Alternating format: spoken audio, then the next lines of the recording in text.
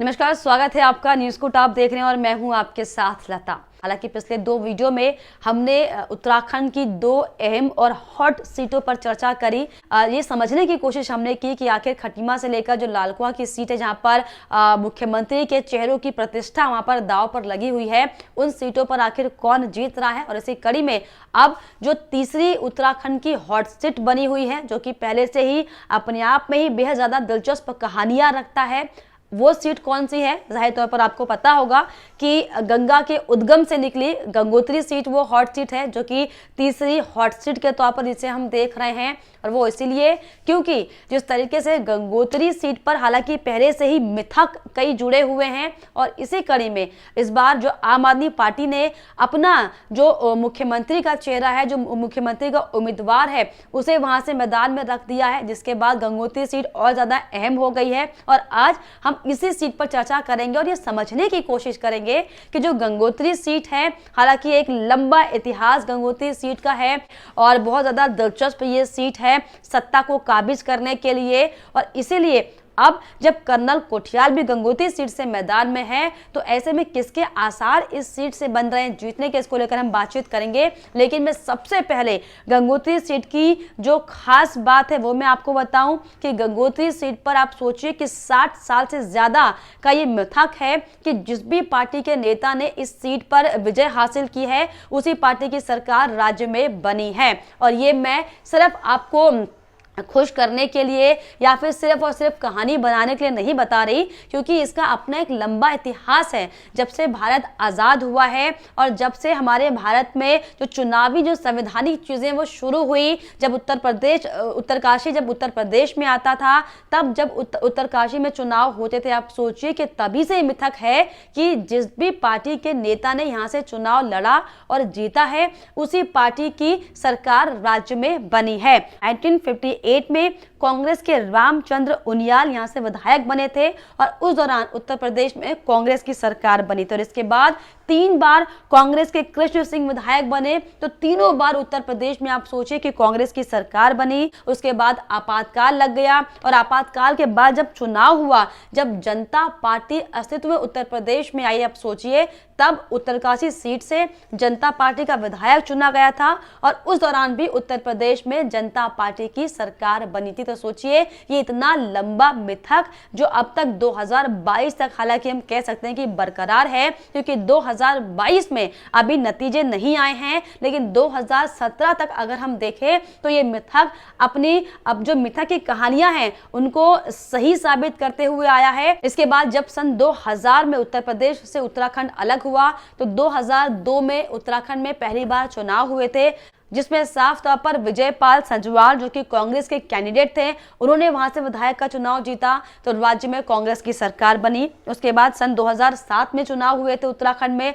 2007 में बीजेपी के गोपाल रावत निर्वाचित हुए थे, तो 2007 में उत्तराखंड में जाहिर तौर पर बीजेपी की सरकार बनी। उसके बाद 2012 में चुनाव हुए और एक बार फिर से 2012 में कांग्रेस पार्टी के ही विजयपाल सजवाल जो है मैदान में थे, चुनावी मैदान में, और 2012 में विजयपाल सजवाल ने जीत हासिल की। तो हम सबने देखा कि 2012 में साफ तौर पर उत्तराखंड में कांग्रेस की सरकार थी। तो वहीं 2012 के बाद अगर हम 2017 की बात करें, हालांकि 2017 में बीजेपी के गोपाल रावत यहां से जीते थे, तो राज्य में बीजेपी की सरकार बनी थी। हालांकि गोपाल रावत जी का निधन हो गया कैंसर की बीमारी के चलते, तो इस बार जो यहाँ के समीकरण है वो जाहिर तौर पर बदल सकते हैं, क्योंकि बीजेपी ने अब इस बार यहाँ से अपने एक नए कैंडिडेट को खड़ा किया है। सुरेश चौहान को यहाँ से बीजेपी ने अपना टिकट दिया है। तो वही कांग्रेस से अपने पुराने धुरंधर जो कांग्रेस पार्टी के थे विजयपाल सजवाल जी हैं, तो वही आम आदमी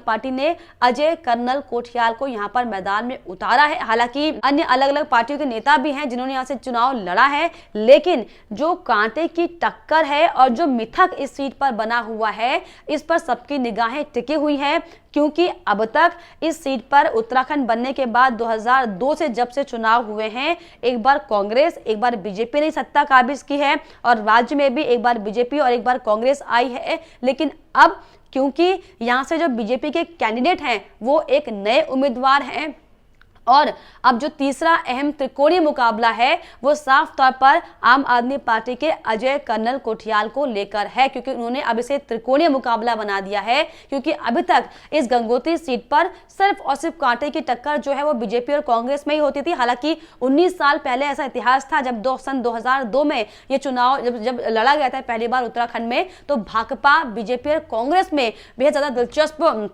मुकाबला था। क्योंकि उस दौरान आप सोचिए कि भाकपा के कैंडिडेट ने बीजेपी को बहुत ही ज्यादा बुरी तरीके से हरा दिया था।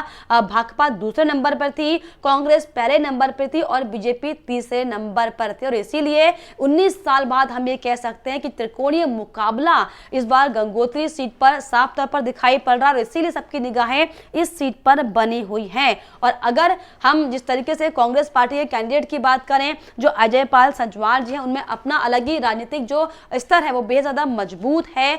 पुराने गद्दावार कांग्रेस के नेता हैं और हर बार कांग्रेस पार्टी ने इसी चेहरे को बार बार मैदान में उतारा है। बीजेपी की ओर से भी गोपाल रावत को बार बार मैदान में उतारा गया, लेकिन इस बार दुर्भाग्यवश गोपाल जी का निधन होने की वजह से उन्हें अपना जो कैंडिडेट है वो चेंज करना पड़ा। लेकिन हो सकता है कि कहीं ना कहीं इसका खामियाजा भारतीय जनता पार्टी को इस सीट पर भुगतना पड़े और शायद इसका डर बीजेपी को है। और इसीलिए ही दरअसल बड़ी वजह है कि बीजेपी पूरी कोशिश कर रही है कि इस सीट पर किसी और पार्टी के नेता का कब्जा ना जाए। इसीलिए बड़े बड़े चेहरे को यहां पर प्रचार के लिए उतारा गया था। बीजेपी कैंडिडेट सुरेश चौहान की ताकत को बढ़ाने के लिए आप सोचिए कि स्वर्गीय सीडीएस बिपिन रावत के भाई रिटायर्ड कर्नल विजय रावत को प्रचार में बीजेपी ने उतारा, जो कि साफ तौर पर कर्नल कोठियाल को काउंटर करने के लिए ही था। क्योंकि अगर हम कर्नल कोठियाल की बात करें तो गंगोत्री सीट कर्नल कोठियाल की बेहद ज़्यादा लोकप्रिय सीट है। क्योंकि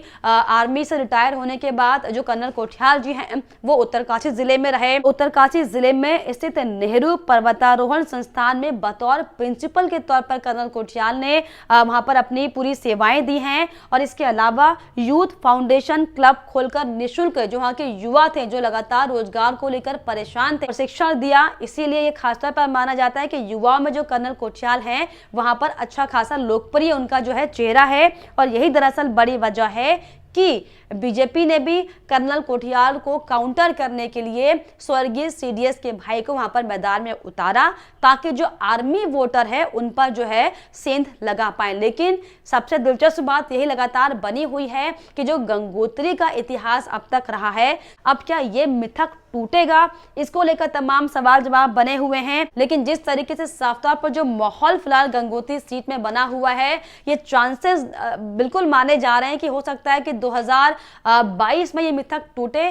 क्योंकि अगर कांग्रेस पार्टी के चेहरे को वहां की जनता नहीं चूज करती है तो जाहिर तौर पर कर्नल कोठियाल ऐसा दूसरा चेहरा गंगोत्री सीट पर है जहां पर यह माना जा रहा है कि वहां की जनता उन्हें वोट कर सकती है। क्योंकि जिस तरीके से अपनी राजनीतिक पृष्ठभूमि से पहले उन्होंने गंगोत्री इलाके में अलग अलग जगह पर लोगों को जिस तरीके से मदद की है, जिस तरीके से जो आर्मी बैकग्राउंड है वो उनका यहाँ पर प्लस पॉइंट होगा, जिस तरीके से बच्चों को, युवाओं को निःशुल्क उन्होंने ट्रेनिंग दी है वो उनका यहाँ पर प्लस पॉइंट होगा। और जिस तरीके से जो नेहरू पर्वतारोहण संस्थान में जो प्रिंसिपल रहे वहां पर खासा उनकी जान पहचान उस इलाके में जाहिर तौर पर बनी है, तो ये तमाम जो प्लस पॉइंट हैं ये मजबूत बना रहे हैं वहां पर, यानी कि गंगोत्री सीट पर आम आदमी पार्टी के कैंडिडेट को।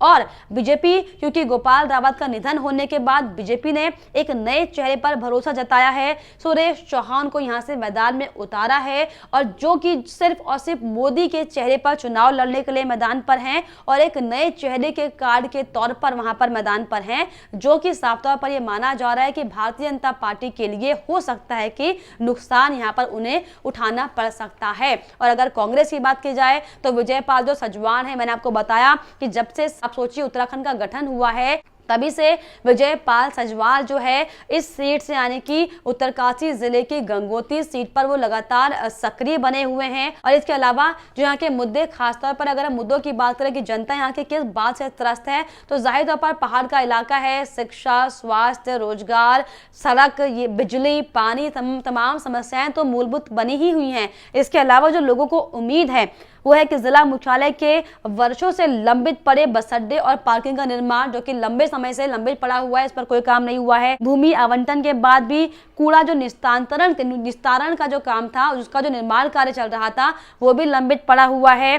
हर्षिल को फल पट्टी बनाने को लेकर लगातार मांग चल रही थी और सबसे खास बात, उत्तरकाशी से गंगोत्री तक जो ऑल वेदर रोड का जो काम लंबित पड़ा हुआ है, उसको लेकर भी लगातार वहां के लोग मांग कर रहे हैं कि ऑल वेदर रोड के तहत उनकी भी सड़कों को चमकाया जाए, वहां पर जो गड्ढे सड़क में जो लगातार तमाम तरह की समस्याएं उसको दूर किया जाए। तो ये खास वो समस्याएं हैं जिनसे गंगोत्री की जनता हालांकि जूझ रही है। और अगर हम इस इलाके में गंगोत्री सीट पर अगर हम वोटरों की बात करें कि कितने वोटर्स यहाँ पर हैं, तो 86,000 के लगभग यहाँ पर कुल वोटर हैं, जिसमें साफ तौर पर 43,000 के आसपास पुरुष वोटर हैं और इसके अलावा 40,000 के आसपास महिला वोटर हैं। और उसमें कौन से वोटर ऐसे हैं जो इस चुनाव में या फिर समीकरण को बनाने में और या बिगाड़ने में अहम रोल रखते हैं, तो इसमें सबसे ज्यादा जो वोटर्स गंगोत्री सीट पर हैं वो है राजपूत समाज का, क्योंकि 62% जो है वो राजपूत समाज गंगोत्री सीट पर हैं। 17% वोटर्स ऐसे हैं जो कि ब्राह्मण समाज से आते हैं। इसके अलावा अनुसूचित जाति 19%, अनुसूचित जनजाति 15% और जो मुस्लिम वोटर है वो 0.5% यहाँ पर है। और ऐसे में ये साफ तौर पर यहाँ पर भी माना जाता है कि जो भी अनुसूचित जनजाति के वोटर्स हैं, जो भी मुस्लिम वहाँ पर कुछ एक वोटर्स हैं, वो अब तक कांग्रेस के पाले में आते थे, लेकिन अब किसके पाले में जाएंगे ये बेहद ज्यादा देखने वाली बात दिलचस्प होगी। लेकिन क्योंकि जिस तरीके से मैंने आपको बताया कि गंगा का उद्गम स्थल ये है, 4 धामों में से एक धाम गंगोत्री धाम, यमुनोत्री धाम इस उत्तरकाशी जिले के सीट में आते हैं, तो ऐसे में ये अपने आप में बेहद ज्यादा खास हो जाती है। और जिस तरीके से मिथक लंबे समय से इस सीट को लेकर चलता आ रहा है कि जिस भी पार्टी के नेता ने यहाँ से चुनाव जीता है उसी पार्टी की सरकार राज्य में बनती है, तो ये मिथक क्या 2022 में टूटेगा, ये सवाल सभी के दिल में जहन में बना हुआ है।